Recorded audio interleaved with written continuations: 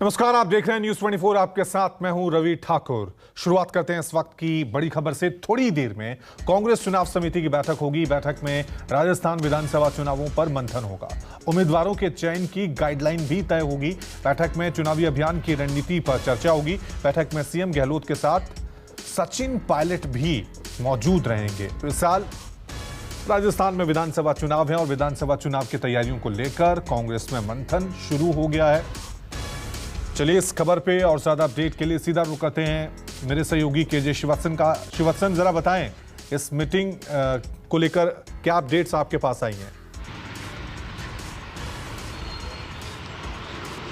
जी देखिए, ये कांग्रेस का राजस्थान कांग्रेस का वार रूम है और इसी वार रूम में यह बैठक शुरू होनी है। हालांकि सुबह 11 बजे यह बैठक शुरू होनी थी, लेकिन अब इसे दोपहर 2 बजे के करीब कर दिया गया है, क्योंकि ऐसा कहा जा रहा है कि यहाँ पर स्क्रीनिंग कमेटी के सदस्य भी यहाँ पर मौजूद होंगे और जिले में जो प्रभारी बना के भेजे गए थे वह अपनी रिपोर्ट लेके आएंगे कि जिलों में पार्टी की स्थिति कैसी है, कौन कौन चुनाव के दावेदार हैं। ऐसे 3 लोगों के नाम आज पीसीसी को देंगे, यहाँ पर चुनाव समिति को देंगे। चुनाव समिति उसे स्क्रीनिंग समिति को कमेटी को देगा और स्क्रीनिंग कमेटी इन 3 नामों में से किसी एक प्रत्याशी को चुनाव के लिए चुनेगी कि किसे अधिकृत रूप से टिकट दिया जाना। तो आज की बैठक काफी अहम मानी जा रही है। इसके अलावा यहाँ पर चुनाव की रणनीति, क्योंकि देखिए अब चुनाव के लिए बहुत ज्यादा वक्त नहीं बचा है। इस साल के आखिर में विधानसभा के चुनाव है। बीजेपी वैसे भी देखा जाए तो पूरी तरह चुनावी मोड में। ऐसे में सत्तारूढ़ कांग्रेस किस तरह से चुनावी मोड पे जाए और किस तरह से बीजेपी की जो परिवर्तन यात्रा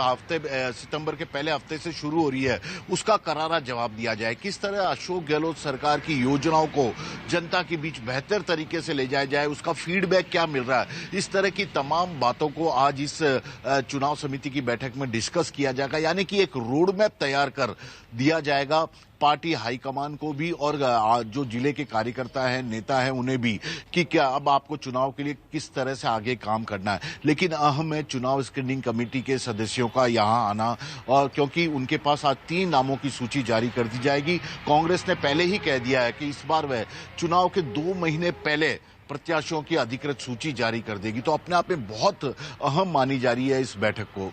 लेकिन यहाँ पे एक बड़ा सवाल ये बनता है कि गहलोत की स्थिति थोड़ी मजबूत नजर आ रही है। बीजेपी की स्ट्रेटेजी क्या है इस बार राजस्थान विधानसभा चुनाव को लेकर? वसुंधरा राजे को जिस तरह से आउट किया गया है तमाम कमेटियों से, आगे क्या लग रहा है आपको?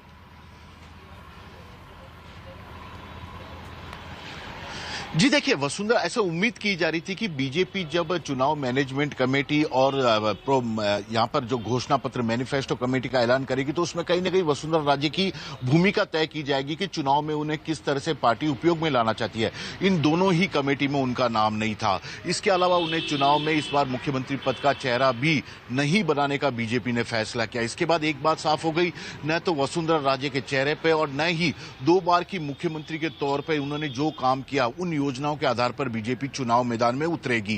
केवल इस बार का जो चुनाव है पीएम नरेंद्र मोदी के 9 साल की योजनाओं के आधार पर चुनाव लड़ा जाएगा।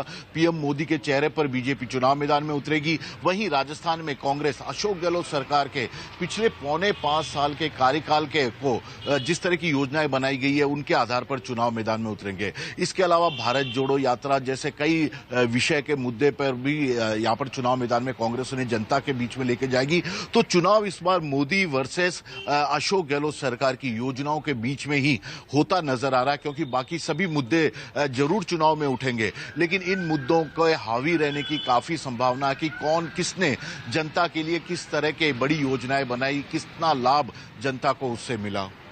ठीक है, शुक्रिया श्रीवास्तव तमाम जानकारी।